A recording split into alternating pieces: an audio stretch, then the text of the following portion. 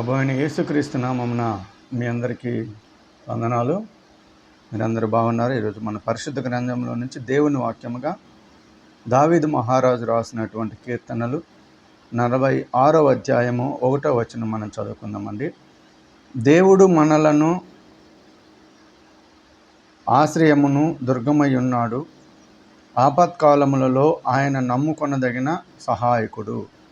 చూడండి, మరొకసారి చదువుతున్నాను. దావీదు మహారాజు రాసినటువంటి కీర్తనలు 46వ కీర్తన 1వ వచనం మనం చూసుకున్నట్లయితే, దేవుడు మనకు ఆశ్రయమును దుర్గమునై ఉన్నాడు, ఆపత్కాలములలో ఆయన నమ్ముకొనదగిన సహాయకుడు. కాబట్టి చూడండి, క్రీస్తునందు ప్రియమైనటువంటి వారా, ఈరోజు దేవుని వాక్యము సెలవిస్తుంది, మనము దేవునికి ఆశ్రయదుర్గమై ఉన్నాడు. దేవుడు మనకు ఆశ్రయదుర్గమై ఉన్నాడు.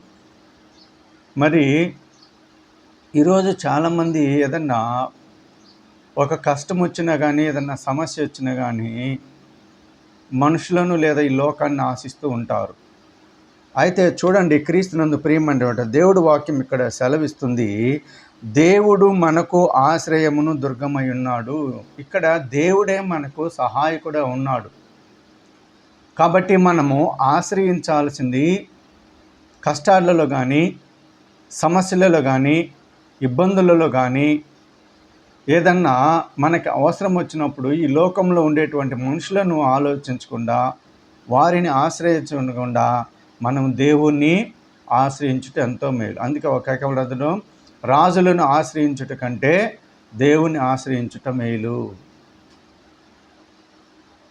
మరి చూడండి, క్రీస్తునందు ప్రియమైనటువంటి వారా, ఈ లోకంలో మనము దేవుడు దుర్గమై ఉన్నాడు. ఆయనే మన కాపరి, ఆయనే మన రక్షకుడు, ఆయనే మన నిజమైనటువంటి సంరక్షకుడు. కాబట్టి మనల్ని ఎవరిని ఆశ్రయించాలి?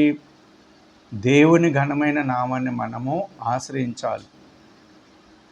ఏదన్నా మరి ఒక ఆర్థిక సమస్య వచ్చినప్పుడు మొట్టమొదటిసారిగా మనం ఏం చేయాల్సిందంటే దేవుణ్ణి అడగాలి.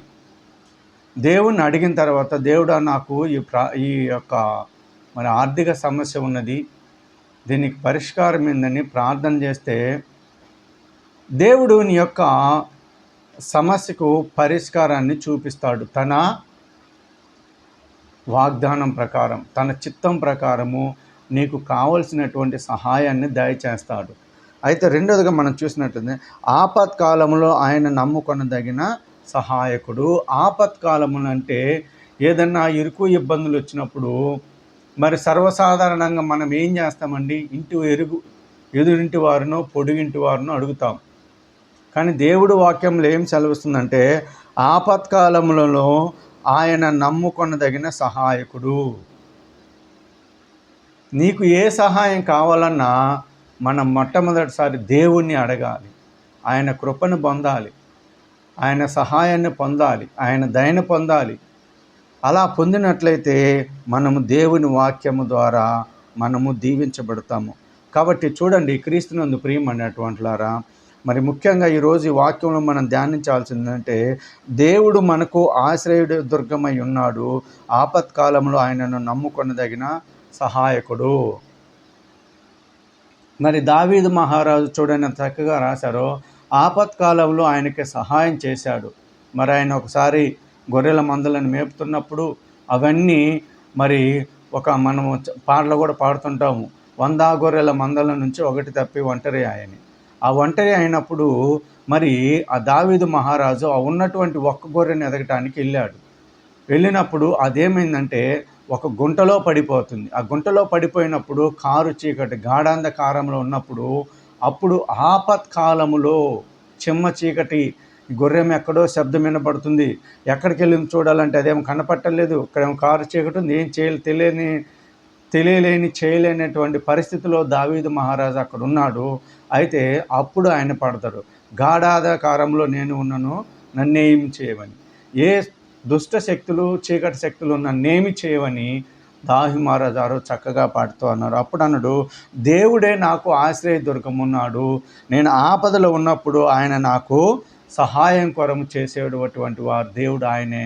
కాబట్టి నేను ఆయన్నే ఆశ్రయిస్తాను, ఆయన వాక్యాన్ని ధ్యానిస్తాను, ఆయన చిత్తానుసారంగా నేను నడుచుకుంటానని ఇక్కడ దేవుడి వాక్యంలో సెలవిస్తుంది. కాబట్టి క్రీస్తునందు ప్రియమైనటువంటి వారా, మనకి ఇబ్బందులు వచ్చినప్పుడు మనం మనుషులను ఆశ్రయించకుండా ఎవరిని ఆశ్రయించాలండి? దేవుణ్ణి ఆశ్రయించాలి. కాబట్టి మరి ఆపదలు వచ్చినప్పుడు ఏం చేయాలి? మొట్టమొదటిసారిగా దేవునికి ప్రార్థన చేసి ఆ తర్వాత మనము తగినటువంటి శస్త్రచికిత్స చేయించుకోవాలి. మొట్టమొదటిసారిగా మనం ఏం చేయాలి? ఆత్మీయ పరిశుద్ధన చేసుకోవాలి, ఆత్మీయ శుద్ధి చేసుకోవాలి, ఆత్మీయమైనటువంటి ఆహారాన్ని మనం తీసుకోవాలి. ఆత్మీయమైనటువంటి రోగానికి ఉన్నటువంటి దానిని మనం మొట్టమొదటిసారిగా దానిని శుభ్రం చేసుకోవాలి. ఎప్పుడైతే ఆత్మీయంగా మనం బలపడతామో శారీరకంగా దేవుడు మనల్ని బలపరుస్తారు. మరి అలా బలపడాలంటే మనం ఏం చేయాలంటే దేవుని వాక్యము వినాలి. ఆ విన్నటువంటి వాక్యాన్ని మన హృదయంలో ముద్రించుకోవాలి. కాబట్టి క్రీస్తునందు ప్రియమైనటువంటి మరి ఈరోజు దావీదు మహారాజు రాసినటువంటి కీర్తనలు 46వ అధ్యాయం మొదటి వాక్యం ప్రకారము ఆయన వాక్యాన్ని చిత్తారంగా సరే మనం నడుస్తున్నామా? మరి ఆపదలు వచ్చినప్పుడు, సమస్యలు వచ్చినప్పుడు, కష్టాలు వచ్చినప్పుడు మరి ఎంతవరకు నువ్వు ఎవరికి చెప్తున్నావు? మనుషులకు చెప్తున్నావా? ఇంటి పక్క వాళ్ళకి చెప్తున్నావా? లేదా ఇంటి ఎదురు వాళ్ళకి చెప్తున్నావా? ఎవరో చెప్తున్నావు? చూడండి, క్రీస్తునందు ప్రియమైనటువంటి దయచేసి ఈ రోజు నుంచి అయినా నీకు ఇబ్బంది వచ్చినప్పుడు, సమస్య వచ్చినప్పుడు, ఆపత్కాలంలో ఉన్నప్పుడు నీ మొట్టమొదటిసారిగా దేవునికి ప్రార్థన చేయాలి. దేవునికి ప్రార్థన చేస్తే ఆయన కృప నీకు నిరంతరము ఉంటుంది. కాబట్టి ఈ వాక్యము దేవుడు దీవించి ఆశీర్వదించును గాక. దయచేసి ప్రార్థన చేసుకుందామండి. తలలో ఉంచుకుంటే ప్రార్థన చేసుకుందామండి. మహాగణుడా, మహాపరిశుద్ధుడా, పరిశుద్ధమైన తండ్రి, నీ నామానికి వేలాది వందనాలు, స్తోత్రాలు చెల్లించుకుంటున్నాం ప్రభా. ఎంతవరకునైనా నీ యొక్క అత్యున్నతమైన కృపతోటి కాచి కాపాడి ప్రభా, నీ యొక్క సన్నిధానంలో మరి రాత్రంతా కాచి కాపాడి మరొక ఉదయాన్ని మాకు దయచేసిన విధానానికి వందనాలు తెలియజేసుకుంటున్నాం ప్రభా. ఎవరైతే నాయన యూట్యూబ్ ఛానల్ ద్వారా నాయన వాక్యాన్ని వింటున్నారో ఆ విన్నటువంటి వాక్యాన్ని ప్రభా వాళ్ళ హృదయంలో ముద్రించుకోనండి. వాళ్ళు ఎంతవరకునైనా మరి ఆపదలు వచ్చినప్పుడు, సమస్యలు వచ్చినప్పుడు, కష్టాలు వచ్చినప్పుడు, అనేకమైనటువంటి ఈ లోకంలో ఉన్నటువంటి ఇబ్బందులు వచ్చినప్పుడు నాయన వాళ్ళు ఎవరికి చెబుతున్నారో ప్రభా నాకైతే తెలియదు నాయన. హృదయాంతరం ఎరిగినటువంటి దేవునైనా హృదయాలను పరిశీలించండి ప్రభా. వారు ఈ రోజు నుంచి నాయన ఏదన్నా సమస్య వచ్చినప్పుడు, అనుకోలేని ఇబ్బందులు వచ్చినప్పుడు, ఆర్థిక సమస్యలు వచ్చినప్పుడు నాయన ఇరుగువారిని పొరుగువారిని వెళ్ళి ప్రాధేయపడకుండా ప్రభా మొట్టమొదటిసారిగా నాయన నీకు ప్రార్థన చేసుకొని ఉన్న సమస్యను నీ ఎదుట పెట్టుకొని నాయన ఆ సమస్యకు పరిష్కారానికి నువ్వు చూపే మార్గములు వెళ్ళేటువంటి బిడ్డలుగా తయారు చేయండి ప్రభా. ఈరోజు వాళ్ళు చేసేటువంటి ప్రతి పనుల మీరు తోడుగుండండి, సహాయం చేసి నడిపించండి ప్రభా. వాళ్ళు ఉద్యోగాలలోనైనా రాకళ్ళ పోకల్లో పనులలో పిల్లలు స్కూల్కి వెళ్తుండగా, డ్యూటీలకు వెళ్తుండగా అక్కడనైనా నీ కృప ఉంచండి ప్రభా. ఎవరైతే నీ ఉదయకాలం వాక్యాన్ని వింటున్నారు ప్రభా, వింటున్న ప్రతి బిడ్డను వారి కుటుంబం చుట్టూ, వారి భర్త చుట్టూ, భార్య చుట్టూ, మనమళ్ళు, మనవరాలు, కుమారులు, కుమార్తెలు వాళ్ళ కుటుంబం చుట్టూనైనా నీకు కృపను వేసి కాచి కాపాడి సహాయం చేయండి ప్రభా. అలాగే ఎవరైతే నన్ను డ్యూటీకి వెళ్తున్నారు ప్రభా, ఇంటి దగ్గర ఉన్నటువంటి వారినైనా ఇంటి చుట్టూనైనా నీ కృపదలను కాపుదలను ఉంచండి ప్రభా. సహాయం చేసి నడిపించమని, ఈ వాక్యాన్ని దీవించి ఆశీర్వదించమని యేసుక్రీస్తు నామమున ప్రార్థిస్తున్నాను తండ్రి. ఆమేన్. మీ అందరికీ వందనాలు.